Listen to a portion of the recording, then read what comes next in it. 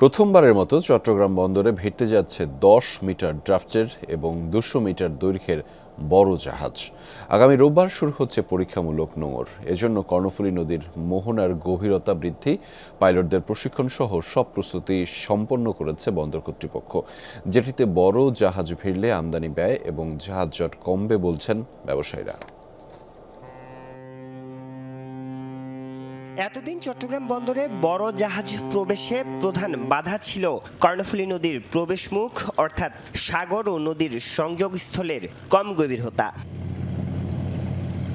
ড্রেজিংয়ের কারণে মোহনার এই অংশের পাশাপাশি আউটার বার এবং ইনার বারেও গভীরতা বেড়েছে। সম্প্রতি HR ওয়েল্ডিং ফোর্ড নামে আমেরিকার একটি কনসালটেন্সি প্রতিষ্ঠান জরিপ করে জানিয়েছে বন্দরে ৮ থেকে ১৩ নম্বর জেটি এবং CCT, NCT ও PCTতে ভিড়তে পারবে ১০ মিটার ড্রাফটের জাহাজ। আগামী রোববার প্রথমবারের মতো পরীক্ষামূলকভাবে ঢুকছে ২০০ মিটার দৈর্ঘ্যের বড় জাহাজ।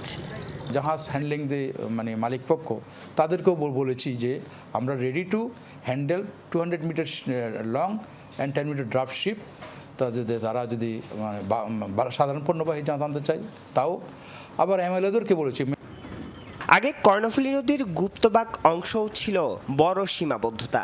এটির প্রশস্ততা বৃদ্ধির পাশাপাশি বড় জাহাজ প্রবেশে পাইলটদের প্রশিক্ষণের ব্যবস্থাও করছে বন্দর কর্তৃপক্ষ।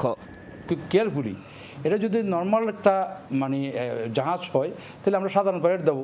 এখানে আমরা পাইলট নির্বাচনের ক্ষেত্রে দক্ষ পাইলট নির্বাচন করব এবং সময়টাও ওইরকম করব যে চেনাটা যাতে খুব ক্লিয়ার থাকে। বর্তমানে ৯ মিটার গভীরতার জাহাজে সর্বোচ্চ ২৫০০ টিউস কন্টেইনার পরিবহন করা যায়। ১০ মিটার ড্রাফটের জাহাজে এ পরিমাণ হবে ৩৫০০। এতে পরিবহন ব্যয় কমবে অন্তত ৩০%।